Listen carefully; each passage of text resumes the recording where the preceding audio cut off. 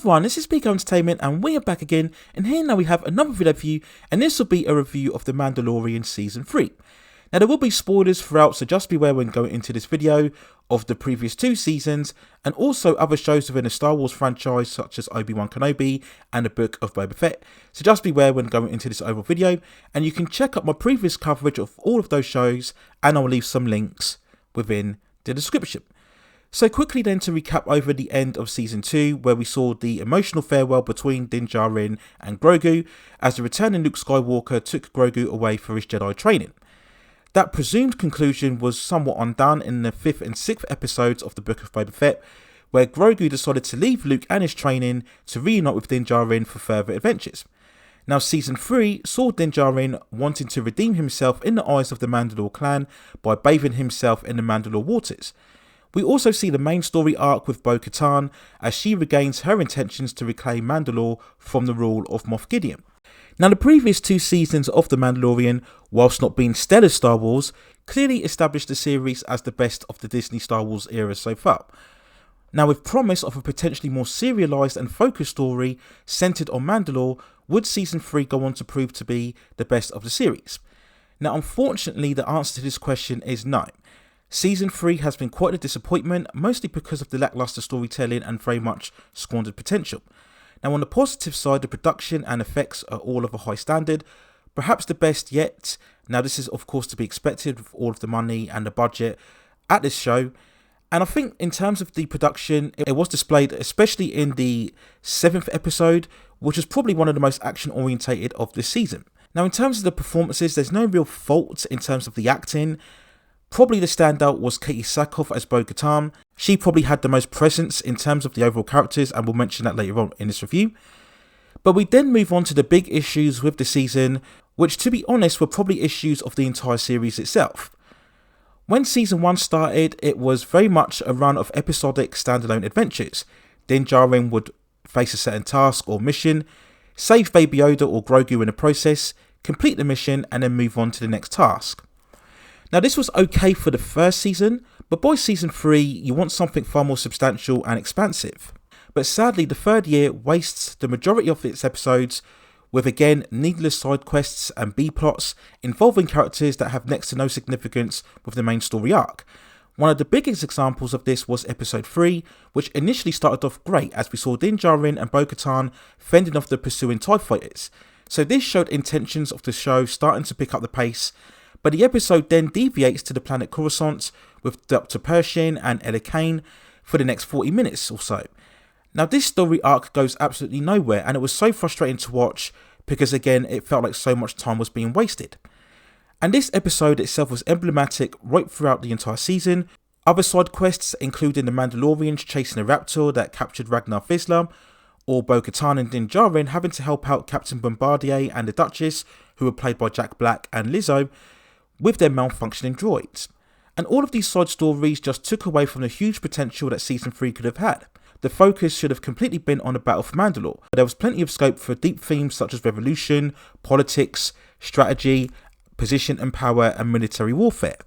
This could and should have been the most mature and compelling season, full of real purpose and significance, but it just stuck to the same status quo that what we've seen without the previous 2 series. Now showrunner Jon Favreau stated in a recent interview that there was no real focus or plan or direction in terms of the show, that certain elements were just being made on the fly, and Season 3 proved this statement very much so.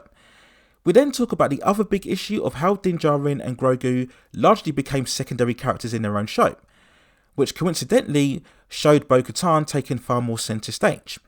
Now in terms of narrative, it made sense to have Bo Katan be far more integral to the story as we focus towards the reclaiming of Mandalore. But Djarin as a result becomes a supporting bystander, much to the point where you could actually phase him out of the story and just have Bo Katan crusade against Mandalore with the other soldiers. Now I've stated previously that the Season 2 finale essentially closed out Djarin's arc, he got Grogu to safety, and the series could have ended right there. But if you were going to do Season 3, then it should have been him at the centre, rallying all of the Mandalorian soldiers in order to pull out a final assault to reclaim Mandalore. The story very much should have been his defining arc in how he proves himself to be an all-out leader or general in terms of rallying all of the troops. Now you can have Bo Katan still be there in a prominent role, that's fine, but Din Djarin has to be the focal point, but sadly he's not. The same goes for Grogu, who has had zero development since leaving Luke. Okay, we get a hint of his power increasing, but the character is pretty much the same as what he was in season 1. Now of course we do understand that Grogu is the big selling point of the series, but at this stage it feels that all he's there for is just to sell merchandise. And when you look at how redundant both characters have been this season, it does give that overall feeling that perhaps the concept of the Mandalorian has finally run its course. The whole idea of Din Djarin and Baby Yoda going from planet to planet just can't be progressed any further. And again, this feels something of an underutilization, given the wide universe of the Star Wars franchise. These characters as a duo have nowhere else to go, unless they're observing somebody else's main story. Now at the recent Star Wars Celebration event, they did announce intentions to give Bo Katan her own series, but in many ways she's kind of already got that with this 3rd season so far. And it wouldn't surprise me if we see her prominent again, and that would very much be in keeping with the so-called feminine push with the Star Wars concepts, as what we've seen most recently with both the Ahsoka series and also the Acolyte. So we then quickly talk about the season finale, which was certainly action-packed and had a lot of spectacle, as we saw all of the Mandalorians coming together to finally reclaim their land from the rule of Moff Gideon. We saw Moff Gideon defeated by both Din Djarin and Bo Katan, with a little help from Baby Yoda, and whilst this was suitably wrapped up, it did come across as a bit underwhelming, tying everything up probably a bit too nicely overall. We never really got this full sense of a villainous presence from Moff Gideon himself, who was very underutilised given the fact that you have Giancarlo Esposito playing the character. So whilst it wasn't a bad episode, the disappointing fallout was once again falling back to the status quo as I mentioned before, with both Din Djarin and Bo Katan essentially going back to their bounty hunter individual missions. Now for some people they may feel that this is a good way to go back to how the season started, but as I've mentioned throughout this review, I do feel it's far more of a regressive step, falling back to the status quo of just having these standalone missions, because where can you take the story going forward? It's just going to repeat the same beats as what we've seen before. So unless season 4 has some truly outstanding individual episodes, it really is just going to come across as retreading old ground.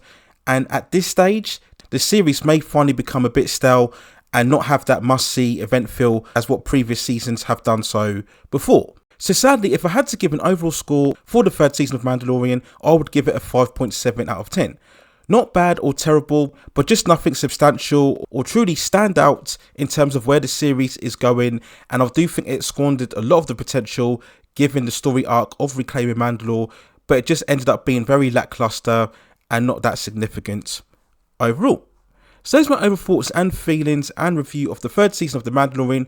Let me know what you think in the comments below. Where do you think it ranks amidst all previous seasons of the show? Do you think it was the best season? Do you think it was the worst season?